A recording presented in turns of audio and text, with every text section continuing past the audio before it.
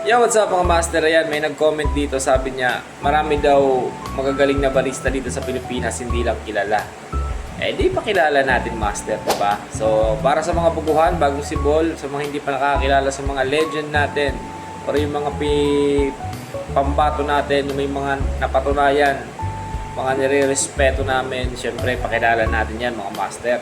Una nga, master, sa listahan natin yan, si Ben Sanchez. Ben Sanchez, Master, Philippine National Brewer Champion 2025. So, ngayon lang, no? So, ayan, ito si Master. So, ayan, pahiram muna ako mga Master ng mga picture nyo. Ipapakilala ko lang po kayo sa mga baguhang barista, sa mga bagong sibol na barista, at sa mga hindi pa po nakakilala sa inyo. Malaking respeto po para sa inyo. Salamat po.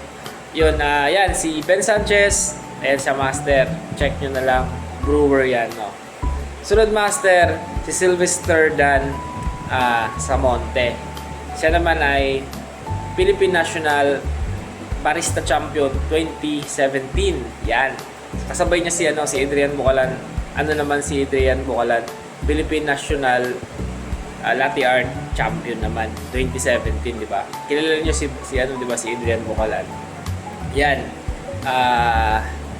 Siya naman, Master, ang isa sa mga OG natin sa pagbabarista. So ito hindi lang to sa latte art, kundi sa pangkalahatan, no. Yan.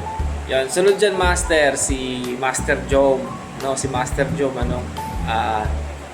tatlong beses yan nag-champion. Philippine National Latte Art Champion si Joe Marilyn Chanco.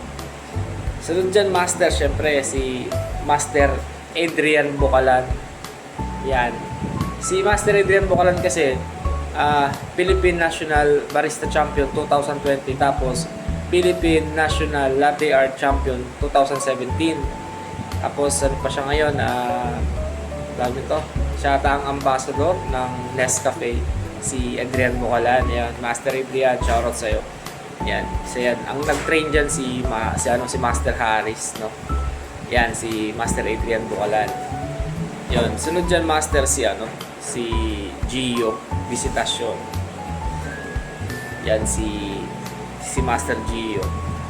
At yung pinaka-top ko, Master, syempre, walang iba kundi may-ari ng Henry & Sons Coffee Bean, si Master Harris Lim, no? Si Michael Harris Lim, siya. Kasi Philippine National Barista Champion 2025 saka 2019. Kaya siya talaga ang pinaka-top sa mga OG sa barista, no? So, ayan, Master, sana na may nakuha kayo kahit papaano sa mga nabanggit ko, mga pangalan, mga OG. Si Master Lingat, isa pa rin. Kasi si Lingat, Philippine National Latte Art Champion, isa lang. Si Jom kasi 3 beses. 'Yon. Pero pa rin yan, isa rin yan sa mga nire-respeto at hinahanga ang mga barista dito sa Pilipinas. So yun, Master. So kung may nakalimutan ako, Master, i-comment nyo down kung sino pa yung tingin nyo mas maano pa sa kanila. Pero respeto sa lahat. Marami pa rin, no? Marami, sobrang dami. Pero nag-base lang ako sa mga achievement nila. Kasi naka-world kasi sila di ba? Yan. Nasa world kasi sila. No? Pero respeto pa rin sa lahat. Marami naman talagang magagaling. Iba hindi lang siguro nabibigyan ng chance pa. No? Kaya keep grinding lang tayong lahat. Baka mamaya tayo naman, 'di ba?